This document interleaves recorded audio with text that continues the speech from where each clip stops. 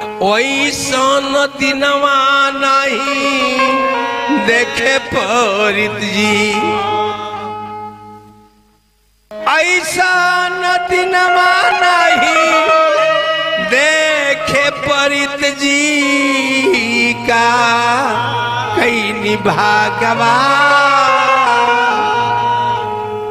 रानी कही कि स्वामी बात आखिर का बात? कल की रानी आज 2 अज्ञान साधु आ गए हैं द्वार पर, साथ में एगो बाघ लल बलो अपने पुत्र ताम्रध्वज को मांगते हैं चीर कर। इस रानी हम उदास बारी कही तू ना मत कही दो।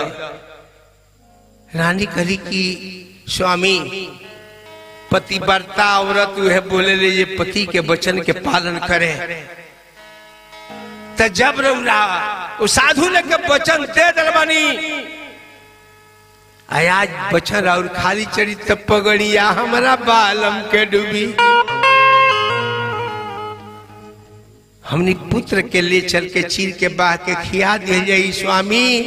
जे देहले बाऊ आज ले लेता, आज ले लेता है फेंदी हमनी के कहे कि मारे ले है, अरे बचावे ले है, समस्या सबू के असुलझावे ले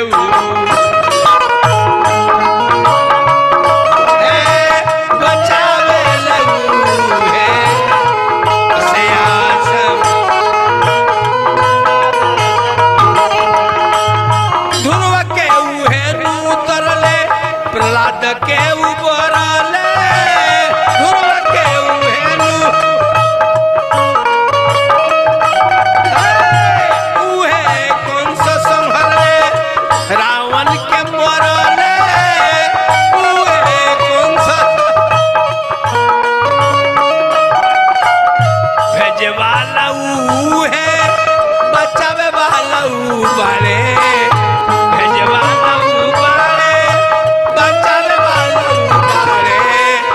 समस्या सबू के सुलझावे वाला उबारे, समस्या सबू के। भिलनी के कहले माई तरले यही लिया जाई, भिलनी के